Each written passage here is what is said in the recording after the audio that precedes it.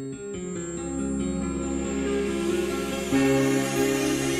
d'être là, merci de nous recevoir dans cette salle de spectacle. Vous venez donc spécialement à Sorgues. Une belle rencontre aujourd'hui que j'ai envie de vous faire découvrir, comme toutes d'ailleurs, j'ai envie de dire nos rencontres, mes rencontres sur leprojecteurtv.com. Daniel Tammet, bonjour. Bonjour.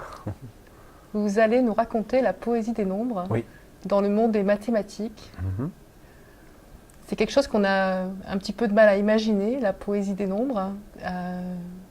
Quel est donc ce secret, si j'ai envie de dire, que vous avez pour pouvoir faire partager ce monde des mathématiques dans un monde aussi poétique, j'ai envie de dire? Oui. Mais tout d'abord, je ne suis pas mathématicien, donc c'est peut-être une chance aussi. Je n'ai pas peut-être la langue de bois, peut-être qu'ont certains mathématiciens vouloir toujours expliquer en équation des choses. Moi, je suis plutôt passionné par des idées dans les mathématiques, puisque je suis plutôt écrivain.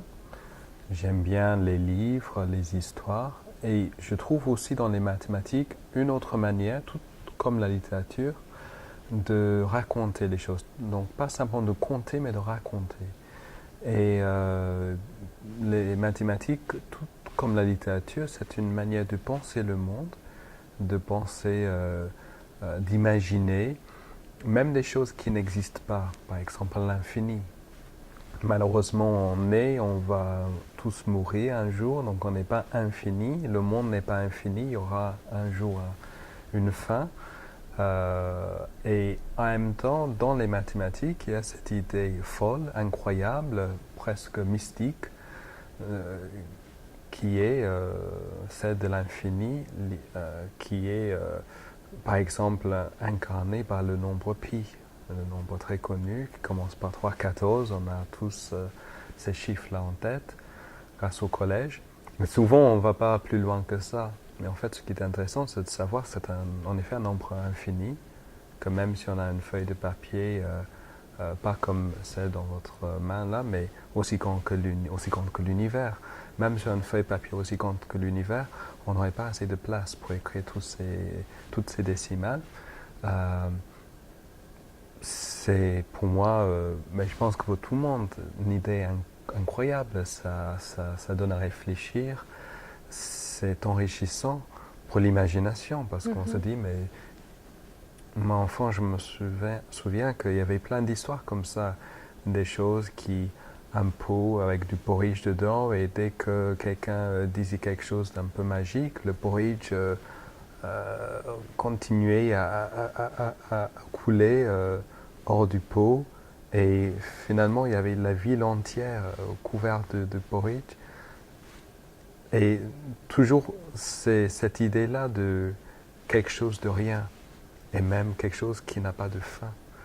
Et donc ces idées-là, je trouve poétiques en effet. Donc c'est là où se trouve la poésie donc, des nombres. Alors vous, contrairement aux personnes que je rencontre qui sont plus dans le théâtre, la danse, l'artisanat, tous ces gens-là, pourrait-on dire, de façon peut-être plus logique, mettre ces choses pour lesquelles en tout cas on est beaucoup plus habitué à entendre de la poésie. Aujourd'hui c'est les mathématiques, donc c'est vrai que quelque part, c'est un monde un petit peu étranger aussi pour nous, puisque mathématiques égale scientifique, d'une part. Vous êtes, on peut peut-être en parler aussi, vous avez cette faculté aussi de rendre ces mathématiques poétiques, parce que vous vous êtes atteint donc de synesthésie, merci de m'aider. Ça veut dire qu'en fait vous voyez tous ces chiffres et ces nombres qui dansent peut-être dans votre imagination, je ne le sais pas, avec des couleurs différentes. La première question que j'ai envie de vous poser, Daniel, c'est comment avez-vous appris à vivre avec, ou peut-être que vous n'êtes même pas posé la question finalement parce que c'est venu comme ça? Oui, c'est exactement, c'est venu comme ça. C'est pour ça d'ailleurs que je ne dirais jamais que je suis atteint de synesthésie, Ouais. puisque pour moi, ce n'est pas une souffrance du tout. D'accord. Pour des gens qui sont nés sur le spectre autiste, c'est aussi mon cas. En effet, il y a une souffrance, surtout à l'âge 5 ans, 8 ans, 10 ans. L'enfance, pendant l'enfance, c'est difficile parce qu'on a plus du mal à comprendre comment fonctionne l'autre, Ouais. aller à l'avant, à la rencontre des autres enfants, se faire des amis, etc. Et dans un deuxième temps, j'ai aussi cette façon, en effet, cette perception particulière des mots, aussi bien que des chiffres, de les voir avec des couleurs, des textures, des personnalités, des émotions. Ça, pour moi, c'est plutôt quelque chose d'enrichissant. Alors, c'est peut-être lié à l'autisme aussi, puisqu'on sait que dans l'autisme, c'est un trouble du développement du cerveau, donc les connexions entre les neurones dans le cerveau se font différemment au fil de l'enfance. Donc, puisque donc mon cerveau s'est construit un peu différemment, en effet, il y a cette possibilité que c'est pour cela que je vois dans les chiffres, aussi bien que dans les mots, des couleurs, des émotions. En fait, tout un pays, tout un paysage, toute une poésie, tout un... Et ça aurait pu pour moi être quelque chose de très difficile. Dramatique. Très dramatique. Mais au Puisque contraire, ça la me- question que j'allais vous poser, c'est justement, est-ce que finalement, ça vous égaye pas votre monde? Parce que de voir les choses et les mots en couleur, c'est magique. Oui, peut-être. pour moi c'est magique et ça m'attriste un peu de voir que pour les autres c'est pas Ce pareil. n'est pas normal. Et que ce n'est pas normal et que pour les autres un mot ne va pas donner une couleur verte ou une couleur blanche ou une émotion de timidité ou de grandeur. Et pareil pour les chiffres, quand on parle de tel ou tel chiffre comme quelque chose de beau ou de bleu ou de petit ou de triste ou de joyeux, les gens, pour la plupart, pas tous, mais ils ont du mal à comprendre cela. Après, j'ai eu la chance de rencontrer parfois des poètes, parce que c'est souvent lié aussi à la créativité, et des écrivains qui, c'est pas forcément les chiffres, c'est plus, là on a quelque chose en commun, c'est les mots, et que les mots, pour eux, Ont une signification bien oui, plus ont une importante signification, pas simplement par le sens. dans le dictionnaire, mais aussi dans leur tête à eux, de voir dans ces mots des couleurs, des émotions, un autre sens. Et c'est vrai qu'en tant qu'écrivain, c'est une chance aussi parce que ça s'enrichit mon travail et j'ai toutes ces émotions qui me reviennent à chaque fois que je joue avec les mots et que j'ai envie de partager. J'ai envie de partager ces émotions avec mes lecteurs. Et donc c'est ça à chaque fois le défi de chaque livre, de vouloir trouver une manière de faire passer toutes ces émotions pour ceux qui ne sont pas eux-mêmes ni nés sur le spectre autiste, ni synesthètes, mais qui ont cette imagination, qui ont envie de découvrir une autre manière de voir le monde. Alors, vous sentez-vous aujourd'hui plus artiste ou plus scientifique? Plus artiste, je suis diplômé en ce qu'on appelle les humanités, donc c'est les sciences humaines, donc peut-être scientifique dans ce sens-là, scientifique humaniste, mais sinon plus artiste dans l'écriture.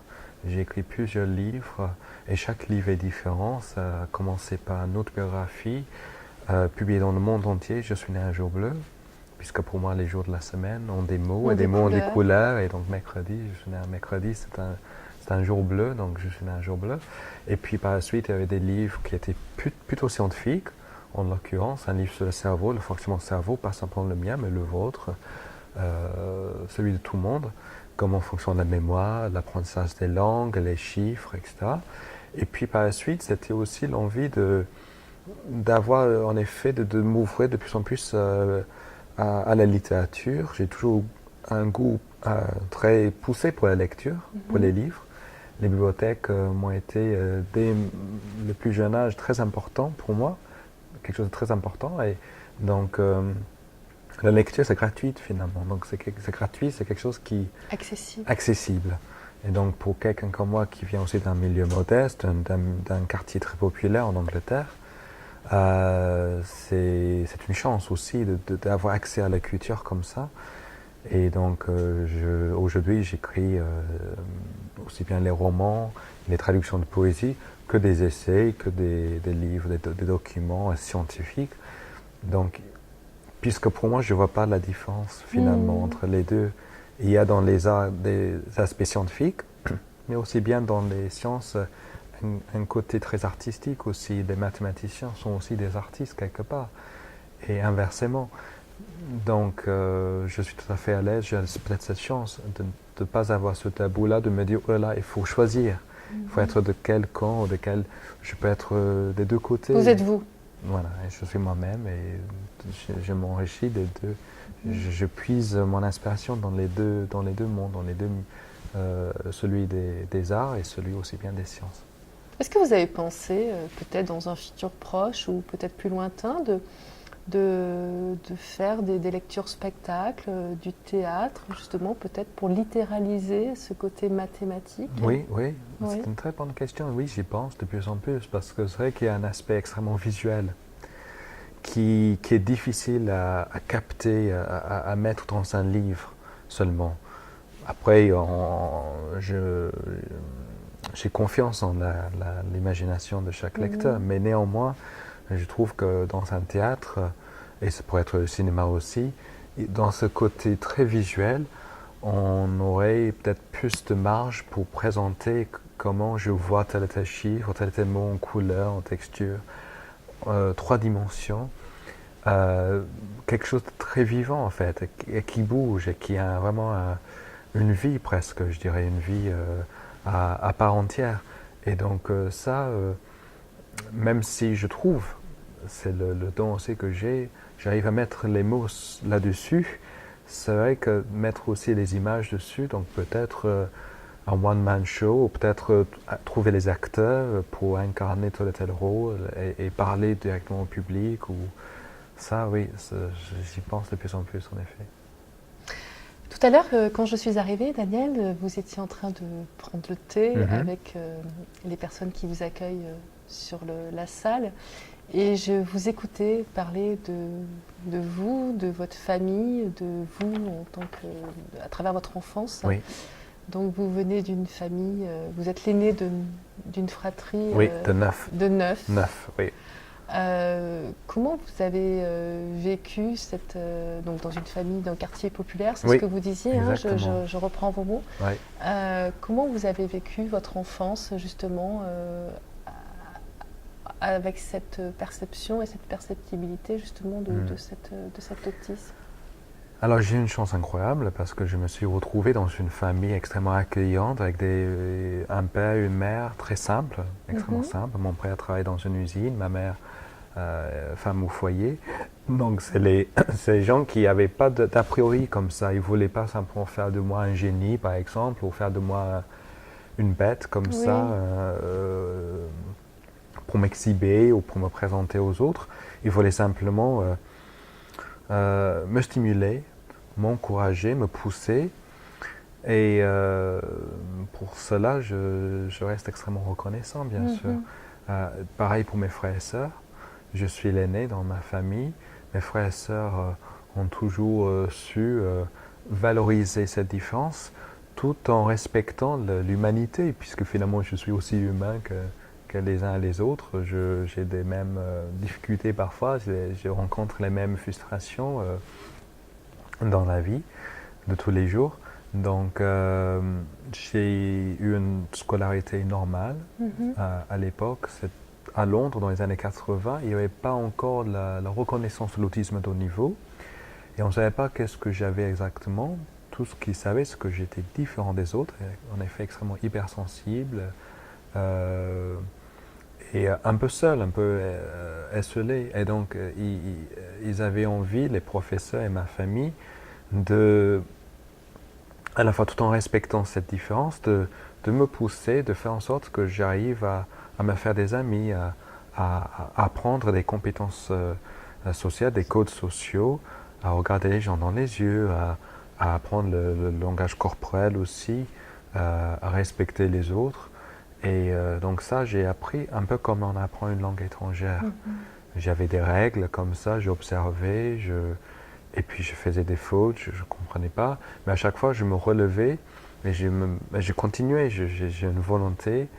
Et voilà, je ne voulais pas me Vous rester, refermez. voilà, je voulais pas me renfermer, je voulais pas rester à la maison à rien Mhm. faire. J'avais le sentiment que j'avais quelque chose À vivre, à de faire. beau, oui, quelque chose de beau à l'intérieur de moi que je voulais partager avec les Mhm. autres, aussi bien pour pouvoir par la suite découvrir ce qui est de beau en chacun de nous aussi, Mhm. parce que j'ai ma part de poésie ou de beauté, mais sincèrement, je trouve que chez tout le monde, il y a quelque chose aussi de très beau, de très fort, de très intéressant, complètement unique. Et j'avais donc besoin de ces compétences pour pouvoir avoir la possibilité de voyager, de découvrir le monde, de rencontrer les gens et de, un jour, comme c'est le cas heureusement aujourd'hui, vivre pleinement de, de ma vie. Alors, est-ce qu'il n'y avait pas une période un petit peu compliquée, justement, à vivre? Parce qu'au début, comment vous avez été perçu par le public? Est-ce que vous étiez perçu comme une curiosité à part entière? Qui c'est celui-là? Pourquoi? Ou est-ce que vous avez été perçu pour une personne entière, justement? C'est difficile au début parce qu'en effet, on commence comme ça une carrière. Moi, je viens de rien, j'avais aucun contact, j'avais aucun a priori aussi. Mhm. J'étais extrêmement simple avec les gens, avec les journalistes. Et à la fois, c'est bien, je pense que les journalistes étaient parfois heureux de cela. Ils voyaient que j'étais quelqu'un de très simple et très sincère. Et en même temps, il y avait peut-être parfois moins de discrétion, moins de la volonté peut-être de mettre plus en avant certains aspects de mon parcours, de mon Mhm. vécu, plutôt que d'autres. Et du coup, parfois, ça donnait l'impression peut-être que les gens disaient ah mais lui c'est comme Rain Man, c'est Mhm. comme l'image qu'on a pour certains en tout cas de quelqu'un en effet de sensible et d'intéressant mais en même temps quelqu'un qui est euh, handicapé, profondément handicapé. Et donc quand il voyait qu'en effet je parle, j'ai une vie, je suis en couple, j'ai des amis, j'ai une carrière, je voyage dans le monde entier, ça collait pas, donc c'était bizarre, donc les gens ne comprenaient pas exactement. Et puis les journalistes, ils voulaient mettre l'accent plus sur ça, parce que c'est vrai que c'est ça aussi qui accroche les gens, c'est vrai que c'est intéressant. Je comprends bien cette fascination quand les gens pour quelqu'un qui arrive à faire des calculs ou qui apprend les langues Mhm. rapidement et tout en respectant cette fascination que moi j'éprouve moi-même quand je rencontre n'importe qui d'ailleurs, je trouve des gens fascinants les uns aussi bien que les autres. Je voulais aussi ne pas que ça soit pas éclipsé cette aussi carrière d'artiste, d'écrivain surtout. Donc de mettre en avant cela aussi et de montrer qu'il n'y avait pas de contradiction finalement.